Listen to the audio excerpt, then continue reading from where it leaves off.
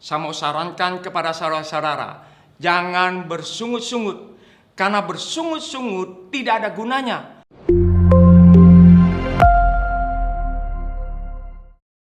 Shalom semua yang terkasih di dalam nama Tuhan Yesus. Tema saya hari ini adalah mengelola pikiran kita. Saya akan bacakan di Yosua 9 ayat 3. Tetapi ketika terdengar kepada penduduk negeri Gibeon apa yang dilakukan Yosua terhadap Yeriko dan Ai, maka mereka pun bertindak dengan memakai akal. Mereka pergi menyediakan bekal, mengambil karung yang buruk-buruk untuk dimuatkan ke atas keledai mereka, dan kirbat anggur yang buruk-buruk yang robek dan dijahit kembali.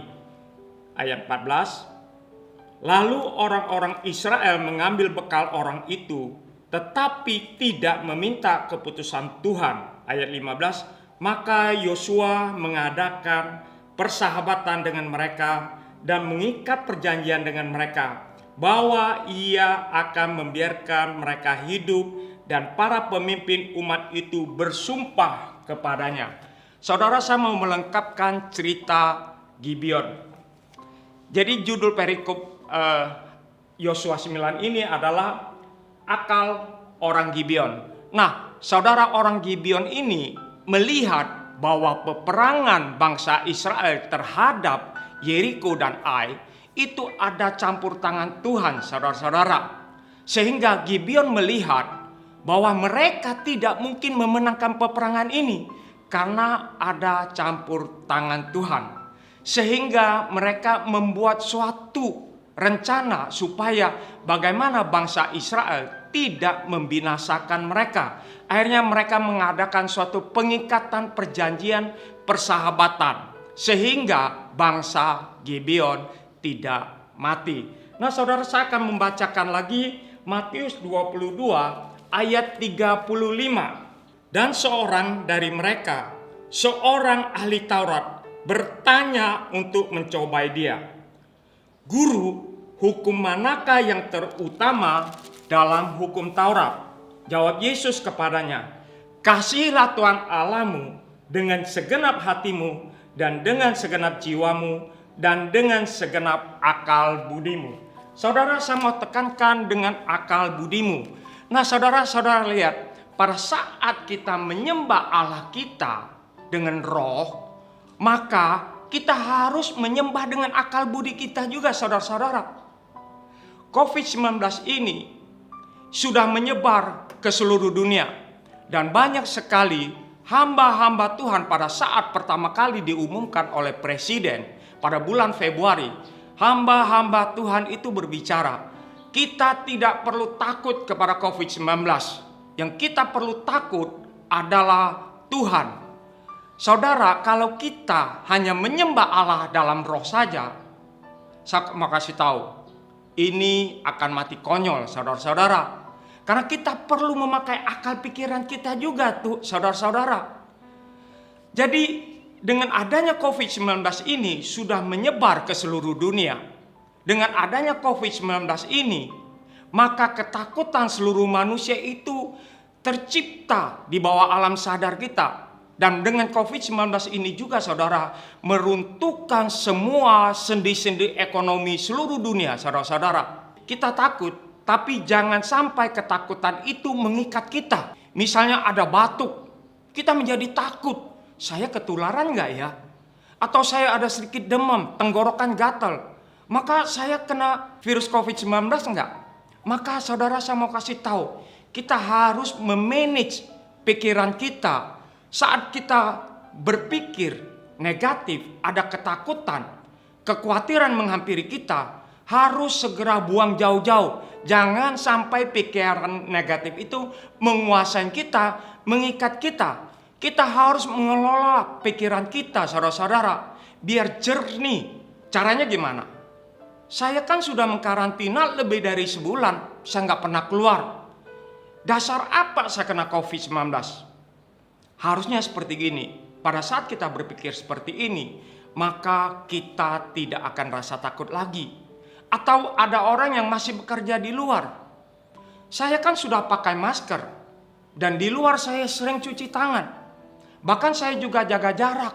Jadi tidak ada dasar buat saya kena COVID. Saudara, dengan pola pikir seperti ini, maka kita tidak akan ada rasa takut lagi. Orang berpikir negatif, tidak ada ucapan syukur. Mungkin jarang sekali mengucap syukur di dalam hatinya. Karena kenapa? Tidak ada sesuatu yang baik di dalam hatinya. Takut terjangkit virus, atau marah karena kena PHK, bosan, jenuh, sumpek di rumah, sehingga damai sejahtera sukacita menjadi hilang. Kenapa ini bisa terjadi, saudara? Karena pikiran kita itu tidak seimbang. Lebih banyak ketakutan daripada sukacita. Orang berpikir positif pasti banyak mengucap syukur dan bisa melihat di balik masalah itu, saudara-saudara. Pada saat kita bisa melihat di balik masalah itu, maka kita akan bisa melihat kebaikan Tuhan. Contoh seperti ini. Saat ini kita semua sama mengalami masalah. Kita seperti terkurung di rumah. Tapi kita bisa melihat kebaikan Tuhan dari mana? Wah, sekarang saya lebih banyak waktu untuk berkumpul dengan keluarga saya. Saya lebih banyak waktu untuk berolahraga. Saya lebih banyak bersekutu dengan Tuhan. Langit menjadi cerah. Karena kenapa? Tidak ada polusi. Saudara, mungkin saat ini saudara dalam lembah kekelaman, dalam masalah. Mungkin saudara kena PHK atau sakit. Bahkan sakitnya itu sampai berat sekali. Saya mau sarankan kepada saudara-saudara, jangan bersungut-sungut. Karena bersungut-sungut tidak ada gunanya. Tidak bisa merubah masalah kita itu sedikit pun menjadi baik. Karena pikiran kita selalu negatif. Supaya imun kita tidak terkuras habis, ayo saudara-saudara saya ajak, pikir positif. Coba pikir, saudara-saudara, apa yang ada pada kita saat ini yang sangat berharga? Uang yang banyak? Emas yang banyak? Saya mau kasih tahu, no.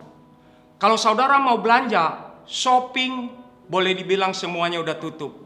Kalau saudara mau makan di restoran yang mahal, restoran hanya melayani take away.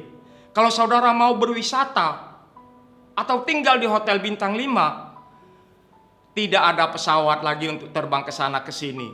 Tidak ada lagi hotel yang buka.